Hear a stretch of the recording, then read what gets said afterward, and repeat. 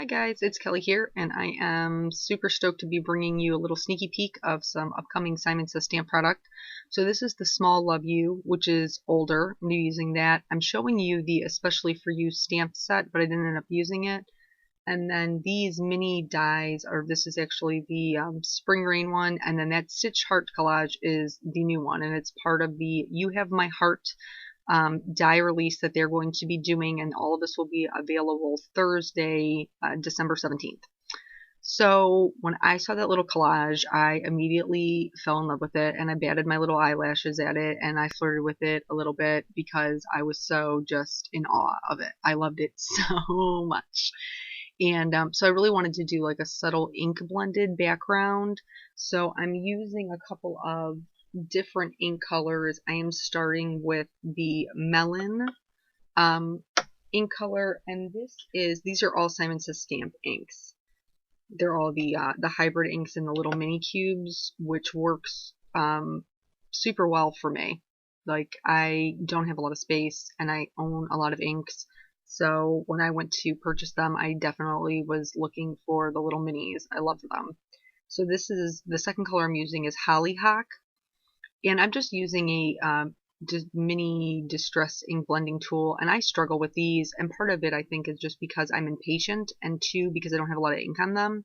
So when you look at it in here, it looks a little splotchy, but they really do smooth out beautifully as they dry. So I used Melon, then Hollyhock, then Wisteria, and then the one I'm using here is called Spring Rain. And once I was all done laying those down, I am going to die cut that heart collage right out of the middle. So yeah, I really think that there's like a lot of fun little detail. I wanted my background to be a little bit more subtle with this, but I definitely see where you could use it as, you know, the hearts individually, or maybe go a bit more bolder with the colors. But I was thinking Valentine's Day, and for me, I was, you know, feeling the soft and subtle, which is weird, I know, because I'm normally a bold and bright kind of girl. So, do you see that right there? That's Teflon Bold Folder. I did not buy that Teflon Bone folder. My friend Jill sent me that Teflon Bone folder. Was that not like the nicest thing ever?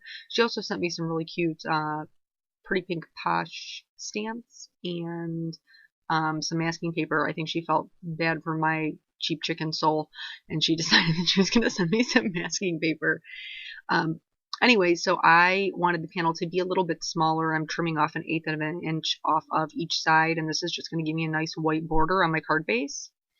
And the reason that I left it on there originally is because I wasn't sure how far I was going to go out with that ink, and I didn't want it to be right up against the edges. So I'm going to use some Tombow Mono multi glue and just adhere this down flat. And I'm sure you're thinking like, okay, Kelly, this is going to be a really flat card. But it's not. It's not going to be completely flat. Like, don't give up on me yet. Stick with me. We're not there yet. So I am going to adhere that just flat down, and then I'm going to adhere a couple of the hearts just completely flat to the card base. And I'm just randomly picking a couple that to fit right back in there.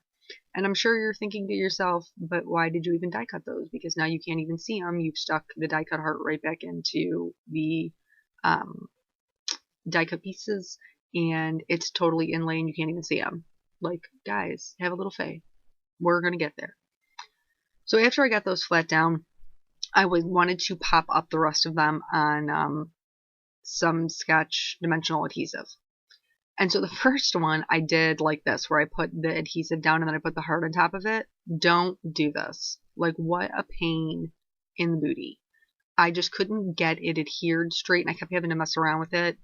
Put your foam tape on your heart and then put the heart on the card. Like, save yourself a little bit of pain in the butt. Like I should have done in the first place. I don't really even know what I was thinking. I don't know. You ever just do that? Like, you do something you don't normally do and then you're like, why? Why? So anyway, this piece was a little long, so I'm just going to trim that off. And then I popped up all of the ones that you see there that are remaining. I popped all of those up on dimensional adhesive just to have them stand out a little bit. And then we're going to make them stand out even more with the help of some glitters, because everything should have glitters.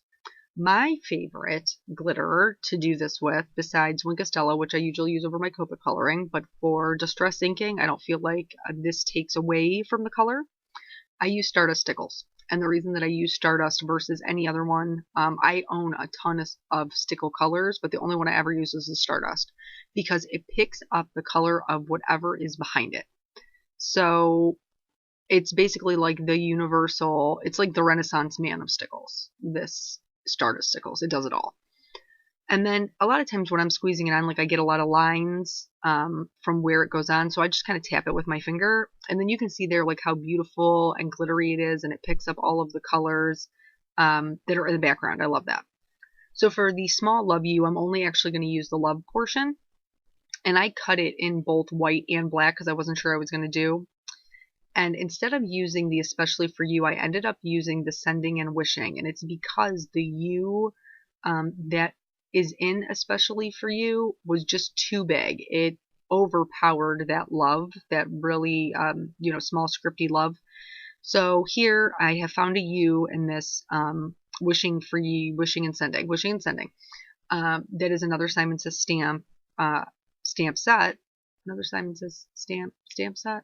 Wow. Anyway, so I used my little tape trick to cover up the rest of my stamp so I could just put the Versamark on the U, and then I'm going to go ahead and heat set that in white.